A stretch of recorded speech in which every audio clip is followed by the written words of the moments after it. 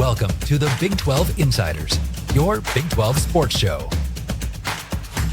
Here's your host, Brien Hanley.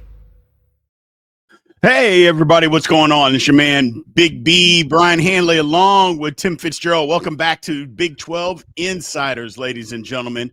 Woo, it's Tuesday, so we know what that means. Power rankings for the Big 12 Insiders. Clearly, there was some movement. there was some movement this week. For people that don't know, we compare what my rankings are to the publishers of 24/7 to see where they match up. The last few weeks, Fitz, it's been pretty close to the same. I don't know if that's going to be the case today, but I've got movement. Yeah. And it's going to be interesting. There are a couple areas where it's a little shuffled. It's interesting. And I don't know which one's right, but I know it's a mess. It's Big 12 football. And you know what Big B likes? Chaos. That's right. I love chaos. And chaos. It looks like we've got a little bit, but there is a team that's saying, yeah, you can like chaos all you want, Big B, but we're just going to keep winning. We're just going to keep winning. So we're going to get to it and break it all down. Before we do, remember to continue to like, follow, subscribe, continue to get in the comments like you always do, and always hit that notification bell so you know exactly when Big 12 Insiders content comes out. As a reminder, before we get started, tomorrow we are going to talk a little bit of basketball, or at least I am going to talk a little bit of basketball. Big 12 Media Day is tomorrow. I felt like last year we didn't get started on Big 12 basketball until way late. We're definitely going to change that this year because the Big 12 doesn't have to take a back seat to anybody in basketball. I don't care what other conferences are doing. We don't take a back seat to anybody, especially this year, but any year. We don't have to take a back seat. So tomorrow's Big 12 Media Day for that. I think it's at a good time. It's on a Wednesday, right in the middle of football season. Fine. We can talk about it a little bit. So we'll do that tomorrow. But let's get started on these power rankings. So first off, Fitz, Oklahoma State, number 16. You know, they're not a good football team, but they haven't quit. They're just not talented. That was, look, they fought against Cincinnati. They just don't have the Joes. I'm actually really amazed at how hard they play. Mm-hmm. How they stay in games to a degree, best they can. And maybe this is a symptom of the transfer portal era. These guys are playing for themselves in a way, but it's helping the team. They're making sure what they put on film is worthy of another scholarship, because when you're on a team that bombs out this bad, people are going to be careful. You know, they're going to take a good look at you. They'll look at you before and after and make sure you weren't part of the problem, whether it was talent or attitude or whatever.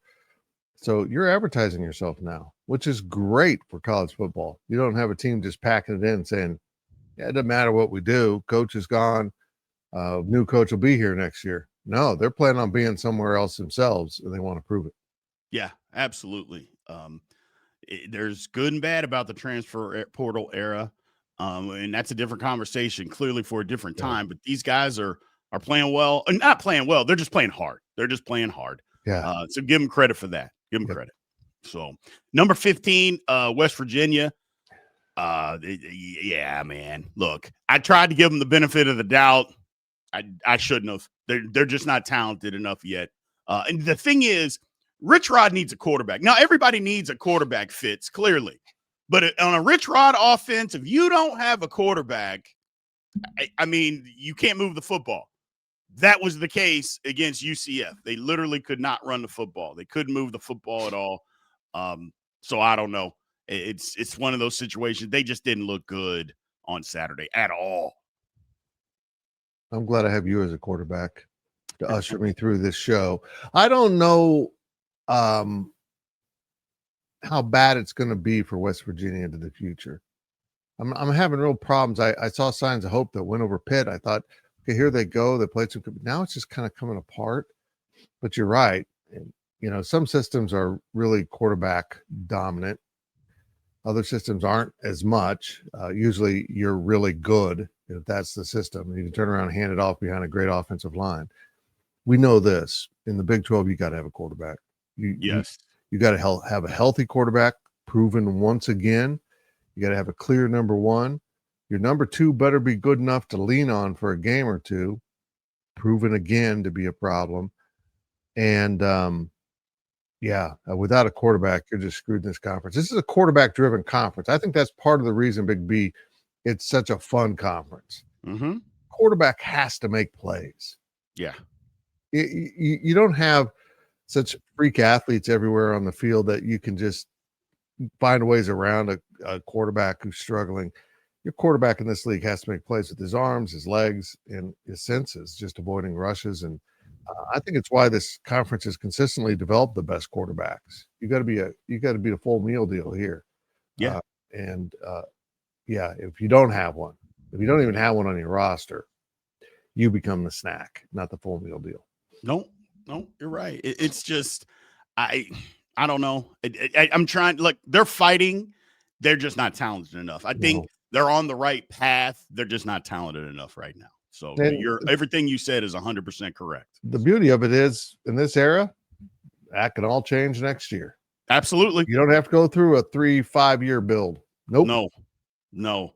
And I'll say this: West Virginia football fans are proud people. They're going to expect just that, Fitz. It's like, look, we get it the first year. The second year in this era, we better make some big strides moving forward. So, and they're right. They're 100% right.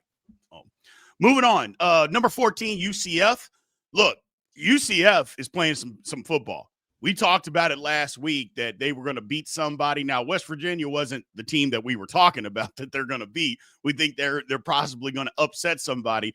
But I think the win kind of puts them on notice. I mean, that was a beatdown of West Virginia. It was, just an absolute beatdown. It seems that they've got their quarterback situation finally figured out, but we'll see. But Tavon Jackson, who got hurt, who started the year as the backup, went in, played decent football, then got hurt. Now he's back the starter. If they've got that solidified, it's weird. UCF, like, their defense is one of the tops in the country or in the conference, Fitz. But here we sit with their record. That's why I think they got a shot. They got a shot to upset somebody. But they're moving in the right direction. This might be a little bit better than what people anticipated Scott Frost would be in his first year, Fitz. I think they're going in the right direction. Now, it could be recency bias because, they won a game big and now you're talking about them. But if you just watch and pay attention, this UCF team, it's definitely different than it was last year. I can tell you that. It's way more physical. Yeah, they're for everything we just said about West Virginia, Scott Frost has got to prove he can come in and hit the ground running. But I always thought Gus Malzahn had some talent around him. I just didn't think he put it together very well. Correct. And you're going to have talent when you're in Central Florida, which is where they're located, not the name of their school. Please don't attack me. You're going to have availability of players. I'm just befuddled by how much better of a football coach Scott Frost is in Orlando than Lincoln, Nebraska, because he's done a good job this year. He's done a better job this year than he did at any point in Nebraska. And I know there was a lot going on with that, but wow, it's kind of remarkable. UCF's going to be scary in the future, Big B. And at least that's what it looks like to me, because he's found a quarterback for this year.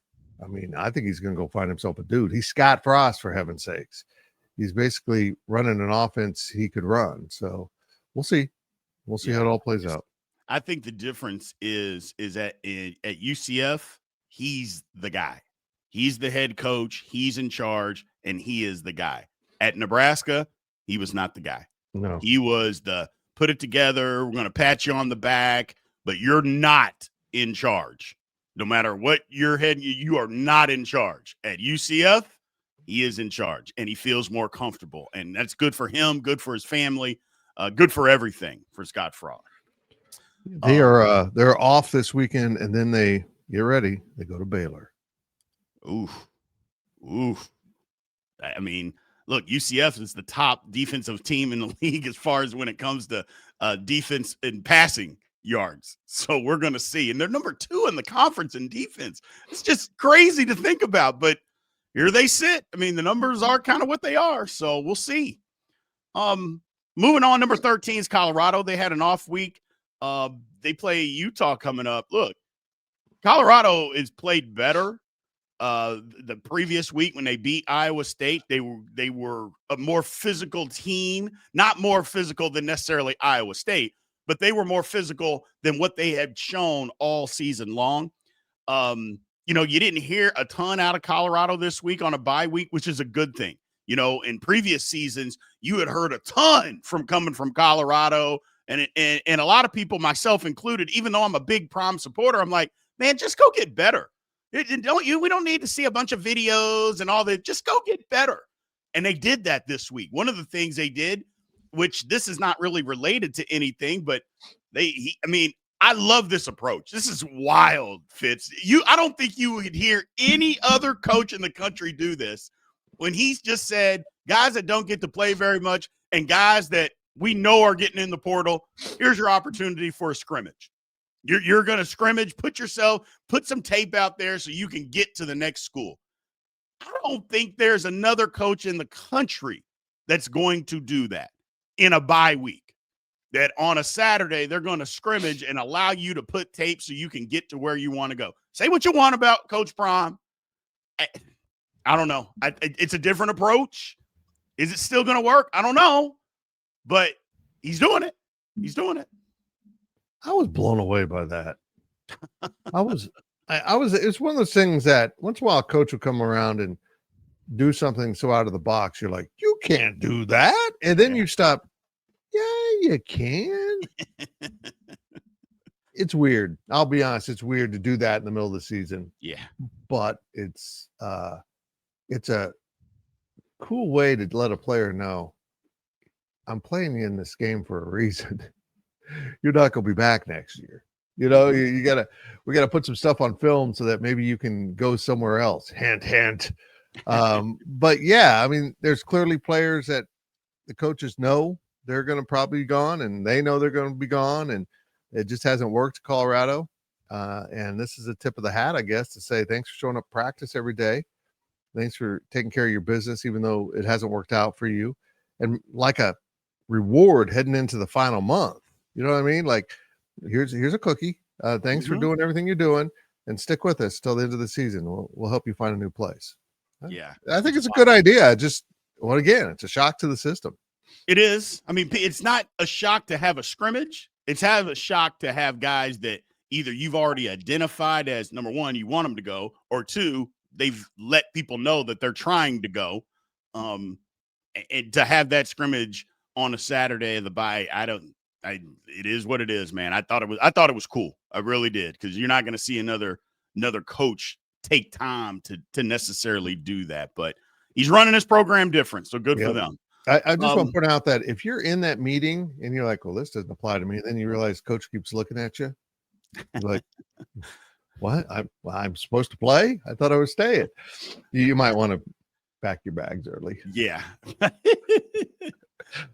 I'm going to make the next two pretty easy and simplify it. 12 and 11. 12 is KU. 11 is K-State. Both were on a bye. They both play each other this week. It's going to be a big game.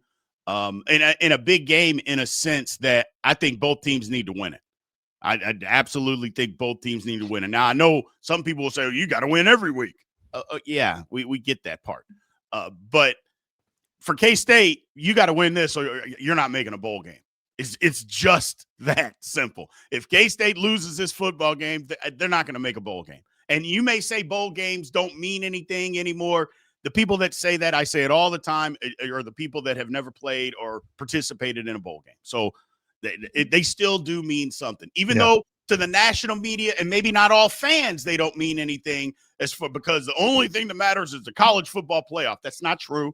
Okay. Everybody can't make the college football playoff. And if you don't, and you're able to qualify for a bowl, you and it's a good time. It's a good thing. So there's that. But KU on the other hand, I think if KU hasn't beaten K-State, for people that don't know, in 16 years. 16 years in a row, Kansas State has beat them. And The last two, KU had the better football team.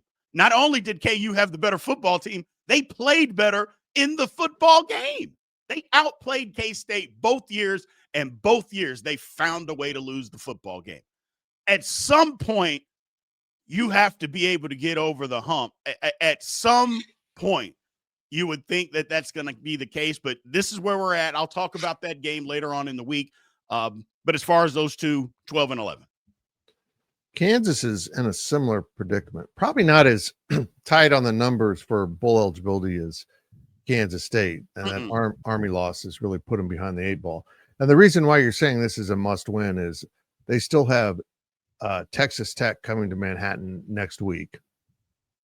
And then they go to Utah for their 11th game of the season. So there's 2 likely losses ahead of them at 3 and 4. That makes this game, Oklahoma State and Colorado, basically must wins to go to bowl. K's in a similar circumstance at 4 and 3. If they lose this game, they do have Oklahoma State coming in next week.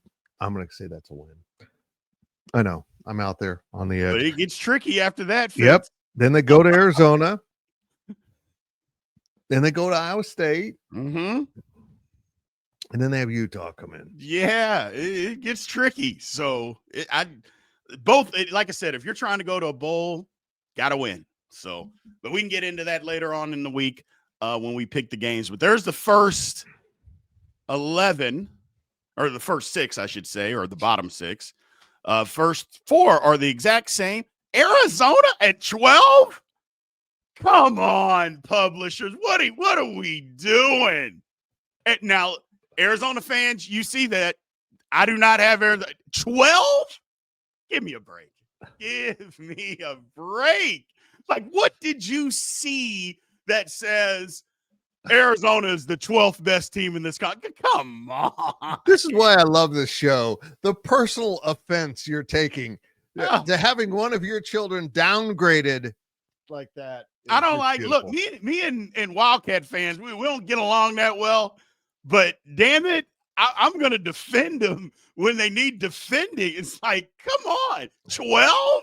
Come on. And they may end up at 12. They might end up there, but they're not there not today. You can't say that today. Come on. What are we doing? What are we doing? I get it. They lost the football game. I get it. But we could talk about that forever. It's a different time. But yeah, not 12. Not 12. But speaking of Arizona, I got them at number 10. There they are. But 12 is disrespectful. 10, yeah, that's about right. Look, they lost the game. And they lost the game in a way, Fitz, that I didn't think they would. I knew Houston would try to be physical, but Arizona's run defense has been really good all year. And I thought that would travel with them, and it didn't. It did not travel with them. But they fought. That's all I'm going to say is they fought. Got behind basically 2 scores going into the fourth quarter, and they fought back, and they just, Houston had the ball at the end, and when you're able to run the football and just drain the clock, Houston did that, ran it down, and then kicked a field goal at the end of the game. But I'll say it again, Arizona's a better football team than last year. I don't care if they don't win another football game the rest of the season. I don't care. They are a better football team than what they were last year.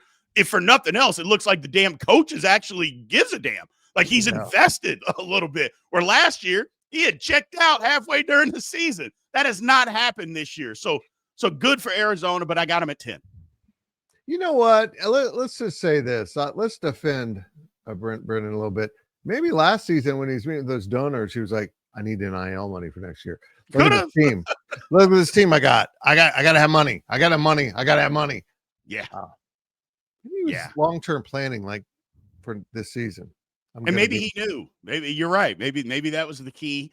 But they're a better football team. It's a better program overall than what it was last year. Now, the one thing I will say, Arizona fans are saying, hey, we're in the middle of a rebuild. I'm like, wait a minute. Y'all weren't rebuilding. I go, you had one of the better seasons that you've had in school history the year before, and your coach left. That didn't mean you're rebuilding. You should have built off of that, not rebuild the program. Yeah. It didn't need rebuilding. But it is what it is. It Yep. is what it is. At number 9, I got Baylor. Look, Baylor, again, they're just going to give up as many points. They're just going to try to outscore you. They couldn't do it. It was a monsoon in Fort Worth on Saturday. I wish it wasn't, because I think we could have had 1,400 yards of offense. Neither team plays any type of defense. They still got to 1,000. So they still got to 1,000 in monsoon-like conditions. Lord. But it is what it is. But Baylor's defense is going to – it has basically cost them an opportunity to win the Big 12. They're allergic to defense. It was the same thing. TCU said, yeah, we can throw it a little bit, but we're also going to run the football right at you. You're not going to be able to do anything about it. Baylor fought back, but this is where they are. And right now, this is just where they are. They're middle of the road program. I got them at 9. Well, for all of our children who are watching this, first of all, your parents need to supervise you more. Second of all, we've just proven scientifically that frogs are better than bears in the rain. That's my takeaway from this. Frogs like rain. That's my crackling analysis of this game. Back to you, Big B. I mean, that's basically what happened. I mean, it was disgusting how much rain was coming down in that game. My goodness. I mean, like I said, the tornado sirens were going off here in Frisco. I mean, it was crazy, just coming down sideways. My dog looked at me and said, if you even think that I'm going out in this, just give me away. So it is what it is. At number 8, I got Iowa State. Look, I think the bye week was good for them. I'd call them a fraud. They are a fraud. Hopefully they can get back on the winning track. And a lot of people had pointed out to me in the comments, I kept giving them the benefit of the doubt, and they kept saying, Big B, who's Iowa State beating?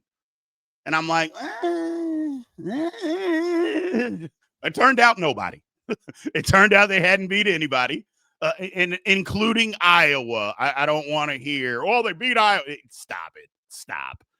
So they hadn't beat anybody, and then they get beat twice by 2 teams that maybe they should have beaten. I don't know. But maybe this is just who Iowa State is. I'm leaning more towards, this is just who Iowa State is. Not a bad football team. I don't think they're a bad, but I don't think they're a superior football team. And I think people, myself included, were giving them the benefit of the doubt early in the season.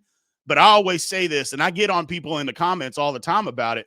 Don't take what happened last year and put it to this year. You can't do that. It's 2 separate seasons. It doesn't mean the exact same thing.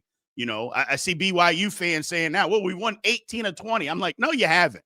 I go, don't take what you did last year to this year.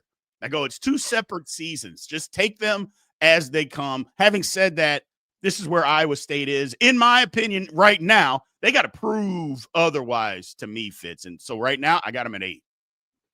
I agree that, and you know what? Being at 8 in this conference means you're a pretty good team. You're just stuck in the middle.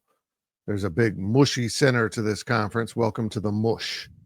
And we're seeing a clear break off, I think, of 5 schools that are above the mush, and maybe just 2 schools are at the bottom of the mush. We've seen both Colorado and UCF put in some performances here. So maybe they're not in the bottom crust.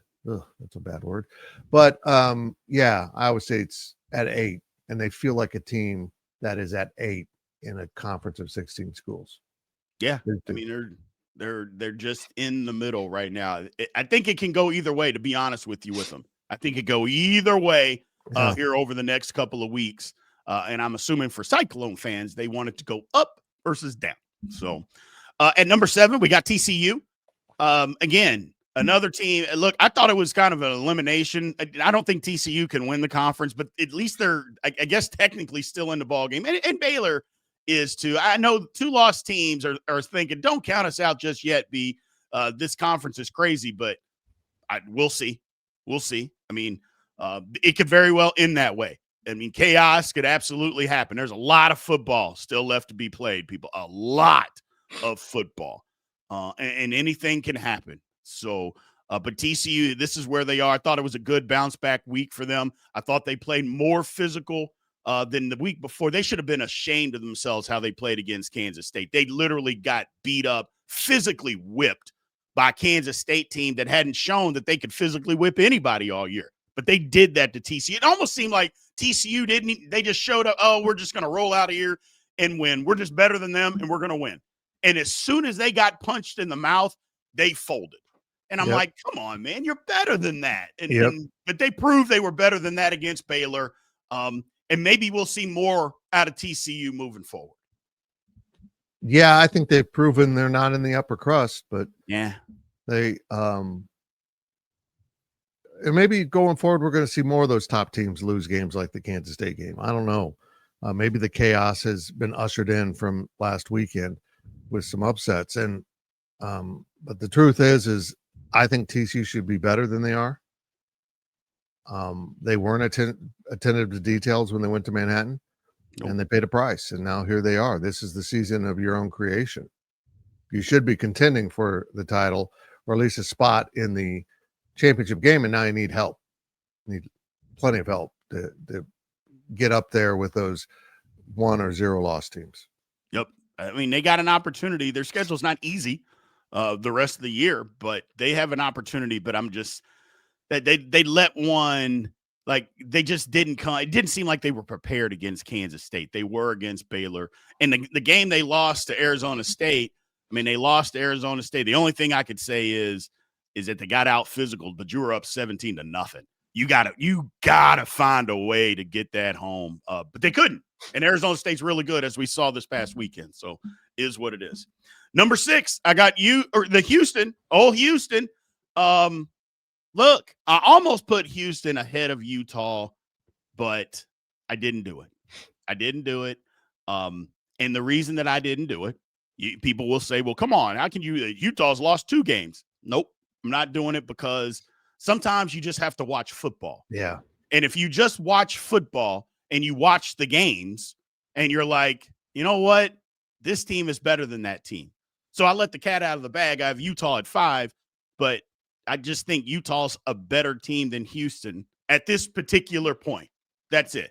I thought Houston, look, that's a game. They beat Arizona.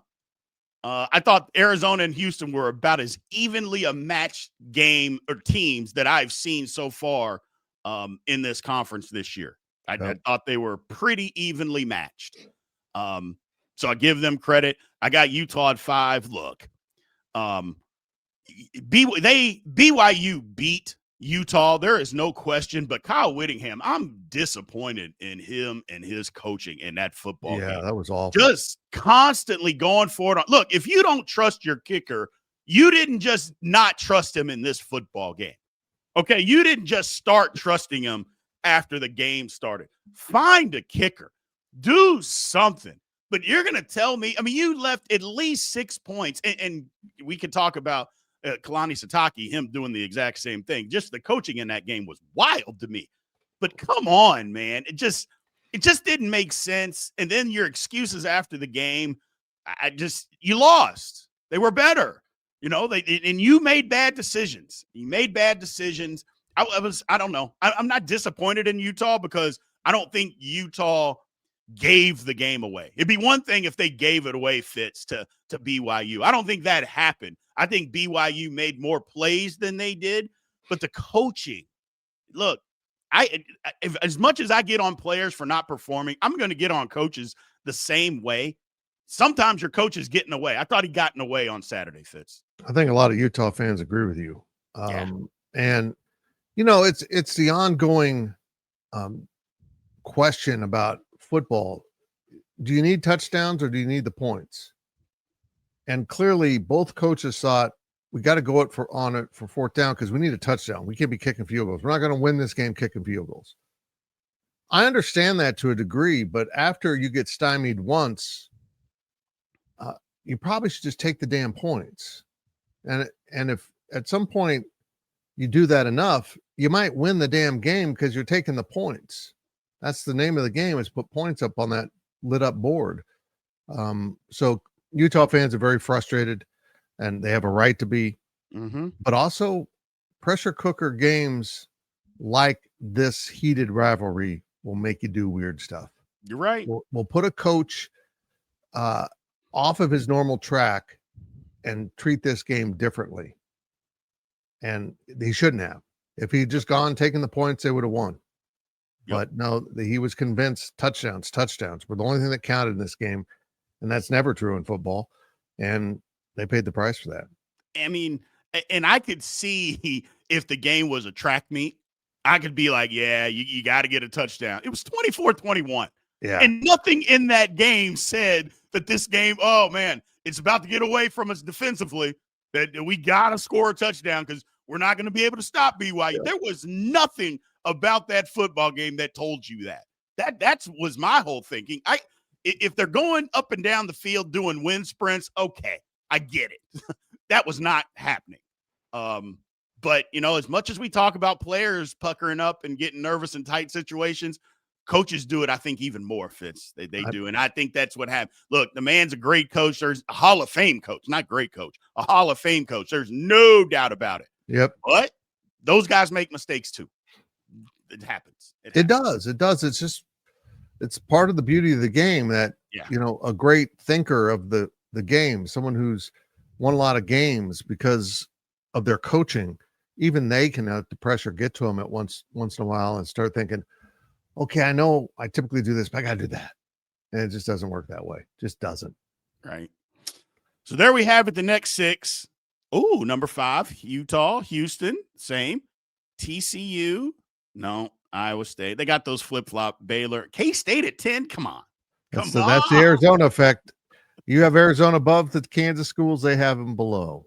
Now, again, Wildcat fans, Arizona Wildcat fans, they're disrespecting you. They're disrespecting. I'm not going to do it yet. I'm sure there'll come a time when I do, and you'll be pissed off. I'm just not going to do it yet. Take it up with Jason Shear. Go ahead and hit him up. He's never grumpy, so he'll welcome that. Jason, I love you. Have a nice day. Moving on. At number 4, hey, you lose, you got to pay the price. I got Texas Tech at number 4. Now, you could say, come on, B, you're crazy. We didn't have our quarterback. And you lose, you pay a price. That's how my power rankings have always worked from day one, and that's how they're always going to continue to work. You lose, you pay a price. And regardless, again, I'm just not going to hear any nonsense. You lost the football game. And the thing about it is, I think it was arrogance by Texas Tech. I've heard from Tech fans saying it was arrogance, thinking that you could sit your quarterback, who worked out before the game and looked good, is what everybody said. He was working out before the game and he looked good. And they said, no, we're just going to be able to run it and we'll get by a game without him. Well, no, you could not. And it cost you. It cost you. And that's literally what I think. I mean, I think that's what happened. They thought they got run over the week before by Utah. We're better than Utah. We'll just come right in and we'll use our backup, who's not terrible, and we can run the football and we'll win the game. And you could not run the football and you did not win the game. And it cost you. It cost you. Don't get me wrong. Arizona State punched you in the mouth and kept punching you in the mouth. And you couldn't stop them. Just couldn't stop them. But I think it was arrogance. And in my power rankings, when you're arrogant, you pay the price. If you lose, you pay the price. And don't get me wrong. I love arrogance, Fitz. I love it. But if you get beat because of it, you're going to pay the price. I got them at 4. Build yourself back up. Yeah. About the quarterback, there's a reason why you have a number 1, because you did a bunch of practices, you get together and play each other, and then you decide, hey, that's the good quarterback that's going to win all the games for us. So you should probably play him whenever you can. I'm just throwing it out there, just going to put it on the table. But also, I was disappointed in the way the rest of the Tech team responded. I thought they got punched in the mouth, as you mentioned. Arizona State came to play. They had a great game plan. Kenny Dillingham coached his ass off. Sam Levitt played his ass off. Tyson was amazing. Defense got it done. Once you realize that, they didn't push back enough, Big B. I thought the rest of the team showed that trait that a lot of big teams have, a lot of good teams have, that if it's not easy, then I'm not going to do this. It's been so easy to win these games, but now that it's not, I don't know how to react to this. And they reacted poorly. Now, I think they're a great team. Do I think they're the fourth best team in the conference at season's end? If they are, fire the coach. Yeah. Because this is a really talented team. But I do think you got to be better at number 2. You got to have someone that can come in and play and function your offense as it needs to function, and it didn't happen. Just didn't happen. And congratulations to Arizona State. That was incredible. They could not afford to lose another game in the conference, and they didn't. The thing for me is that Tech punched back, but it was too late. They punched back too late in the game because they got the lead. They got the lead. Yep. But as Tech fans, and here's the thing, Tech fans are pretty savvy. And they kind of said what I'm about to say is we fought back, but we fought back too late, got the lead, but the defense was on the field so long in that game that at the end of the game, they were gassed and they couldn't stop them. Whether they could or not, they got it to 4th and 2, and then they let one of the best wide receivers get free, one of the best wide receivers in the country get free. But, you cover that, who knows? It was a scramble drill. You let the guy get away, it happens. Having said all of that, they just didn't do enough, basically, from the start of the game until they started making their comeback. They just didn't do enough, especially offensively. I thought defensively, they were okay. They weren't great, but they were okay. They were just on the field a lot. But this is where you are this week. You got an opportunity to move up, and work yourself back into it. We'll see how that goes. At number 3, I got Arizona State. Look, you just beat them. You could say, well, look at our overall record. Well, I mean, we just watched a football game, and they just beat you. What am I supposed to say to that? Well, I know you beat us, but they're better than you. Hey, but we didn't have our starting quarterback. Well, you could have. That's not my fault. Don't blame me. Blame your coach. He could have played. And I don't want to hear he could have played. Warming up before the game looked like a guy that was actually going to play, and then he didn't. So it's a different conversation. Give all the credit to Arizona State. They won the football game. They look good. And look, we thought Arizona State was going to be a good football team this year, Fitz. They lost a couple of games. They got embarrassed at Utah. There's no doubt about it. They got embarrassed. But they figured it out, had a great game plan, like you said, won the game. Now they got to keep it going. Now that's the key is they have to keep this going. And if they can still have an opportunity here. They've got an opportunity. It's going to be tough, but they're right there. I mean, they only have one conference loss. Their schedule doesn't get any easier, but they have an opportunity. And Arizona State lost to Utah with a backup quarterback. Mm-hmm. And I just want to point this out, folks. I know it sucks to lose your starter, and it's an easy excuse to say we didn't have a starting quarterback. The backup wasn't delivered off the back of a Amazon truck to your program. Yeah. That guy was chosen by your coaches also. He was designated the second best quarterback on the team of the quarterbacks they put on their team. So there isn't some kind of absolution from defeat because you use your backup quarterback. No. It's part of the game, and particularly in the Big 12. And if you play in your backup quarterback, your backup better be good. Right. And you better be able to win games. It's not always a death sentence. I covered a team in 2022 who lost their starting quarterback and found Will Howard, who led them to a Big 12 title. It can work out in your favor, but these are the players of your coach's selection. Period. Right. I know it's tough in the transfer portal. It's tough to have a good backup quarterback, man. It is. It's almost impossible. I'll just say that unless you have a young guy come in and you have a senior or an upperclassman there, it can be tough. Don't get me wrong. But it's still necessary. And also, I want to clarify something. Arizona State's schedule actually does get easier. They went through the gauntlet of what they had to go through, and now they're on the back side of this thing. So for them to keep it together, I'm not saying they don't have a couple of tough games left, and they do. And any game in the Big 12 is technically tough. But from what they've faced, they got through the gauntlet. And now they're on the back side of it. Houston and Iowa State are next. So they have an opportunity they're right there. So they still have a big opportunity. At number 2, I got Cincinnati. And I say this with all respect. I don't like how Cincinnati has played the last 3 weeks since they beat Iowa State. I don't like how they've played the last 3 weeks, Fitz. I know they've won, and they won convincingly this past week, but it took, a 100-yard interception return. Oklahoma State ran the football down their throat. It wasn't great. I just don't like how they're playing. Now they are winning, and that's ultimately, who cares how you're playing? I could play horrible. If I win every week, who cares? And I am a firm believer in that. But their schedule gets a little tougher here, Fitz. Yeah. And I'm just saying, you're going to have to play better, number one, if you want to stay where you're at. But you look at what they have. First off, Baylor, at Utah, Arizona, BYU, TCU. That's not easy. I can tell you that right now. So if you want to win those games, you're going to have to play better than what you played this past week or the past several weeks. You got to start getting it together a little bit more.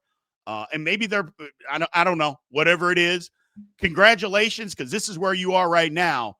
But to stay, you got to play better. Hey, man, here we are. I think they belong at number 2 or certainly in the top 4 of this conference. They've earned it. And yet I'm not convinced. And yet they haven't sold me because they're not putting their foot down and emphatically winning some of these games when they should be. And I think if you get in the habit of doing that, you're setting yourself up for a big problem down the road. Yes. You better know how to strap it on and go. Great teams can go. They might have a bad game, but they're going to go play and be great. To consistently play below your optimum, everyone does that, but to play below what your average should be. That's what I feel like Cincinnati's doing. They're playing below their half-ass effort. They're quarter-assing. There we go. I got there. They're quarter-assing games and still finding a way to win. Right. That means they've got a great ass. Now, means when they're full ass, they're really good. That's back to Big B in the studio. I lost. I like Cincinnati. They've earned this spot right now, but to stay, they got to play better. They just got to play better. And they're going to need to, because their schedule gets tough. And number 1 is BYU. BYU fans have told me, don't put us at number 1, Big B. Keep doubting us. Keep doubting us every week. I'm sorry. It is what it is. They've earned this position up to this point. I don't think there's any doubt about it. The only thing that I push back against BYU fans, they keep talking about we won 18 out of the last 20, which is true, but what you did last year has zero to do with the football games this year. Just move on from that. You're undefeated this year. That's the only thing that I'm judging you by. I'm not putting a power ranking or how good you are based on how good you were last year. That's for preseason rankings and all that kind of stuff. We're halfway through the season. So just judge it based on this. And this version of the BYU Cougars is pretty damn good, in my opinion. It is pretty good. They're physical. They do enough on offense. They're not an offensive juggernaut by any means, but they do enough to win football games. And I just finished saying, just do enough. Just do enough, man. They're doing that. They play a physical brand of football. I thought like I said, I thought they just beat Utah. I didn't think that they outplayed them. I think they made some more plays at the end, which I guess technically that's outplaying them. But it was just a situation. If they played 10 times, I think it might be 5-5. I'm not sure they're just a better football team, but you don't have to be a better football team over 10 games. You only need to be better than somebody once. And BYU is doing that week after week after week. And I give them credit for that. Now, you talk about schedule getting tough, Fitz. If they want to stay at this top, here's what they got left. And BYU fans, they said, look, these final games are going to define it. And they're right. They played Utah. Now they go to Iowa State. They go to Tech, TCU, at Cincinnati. Tough. So we're going to see. And here's the one thing I'll be willing to say, and then they end the year at or against UCF, which may not be a pushover. So here's what I would say. Tech gets through, if BYU gets through that schedule unscathed and undefeated, if they're not ranked a top 3 football team in the country, then they should do away with the damn rankings. I'm going to tell you that right now, Fitz. If BYU goes through this and is undefeated and they're not a top 3 team in the country, then they should just do away with the AP poll and just say, you know what? We're done. We don't know what we're doing. And we're just going to shut this damn thing down. Because the disrespect that this team is getting is ridiculous. And I'll be the first person to say, I'm number one on that. I don't know if I've disrespected them. I haven't given them the benefit of the doubt of being as good as what they've shown. Now, they got a lot more to prove. There ain't no question about that. But I keep doubting them, and they keep proving me wrong. At some point, we got to give them their just due, don't we, Fitz? Look, they're playing with a true freshman quarterback. Shouldn't be good. The kid's named Bear. Shouldn't be good. He wears number 47 as a quarterback. Shouldn't be good. And yet there's a sense of craziness about this dude that has ignited the entire BYU nation. He was just so bulldogged against Utah. Was he great? He was good. But being a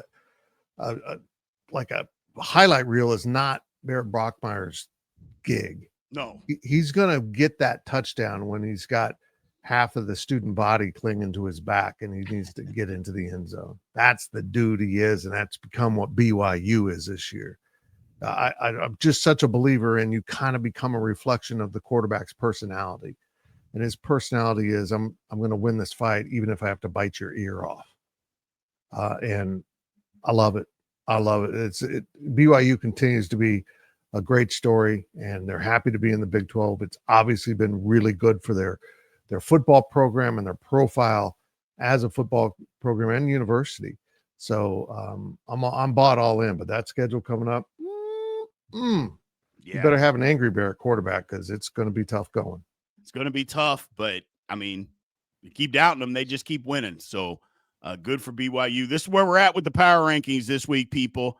Here's the top 4. BYU the same. Arizona State. They got Tech and Cincinnati at 4. I mean, the disrespect. But you know what? Here's the thing. I'm not mad at the publishers for this. And the reason that I'm not is because I give Cincinnati the benefit of the doubt because they kept winning. They have kept winning the games. But if they continue to play like this, then yes, Tech is better than them. Arizona State is better than them. But I'm going to give you the benefit of the doubt now until you lose. And when you lose, if they lose, then yeah, okay. But for now, I'm going to continue to give them the benefit of the doubt. So I'm just going to say this. When you beat someone in this conference head to head, right? Arizona State just beat Tech. You get that for 1 week. Because correct. Next week, it might all get erased. Correct. Like where Utah is that just beat Arizona State. And now it's a mess. It's impossible.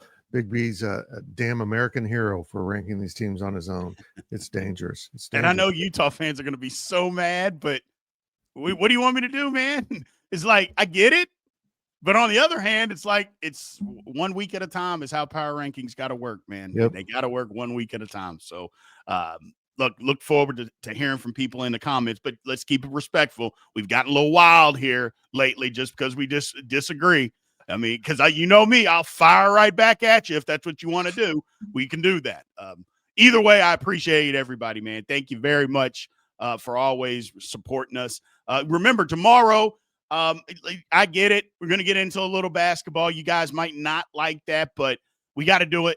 Big 12 Big 12 is very, very good as far as a conference. We don't take a backseat to anybody when it comes to hoops. Big 12 Media Day is tomorrow. I'm not going to be there to cover it, but we're going to talk a little basketball tomorrow. So appreciate you guys and talk to you soon. Thank you for watching the Big 12 Insiders, your Big 12 sports show. This has been a Spirit Street production.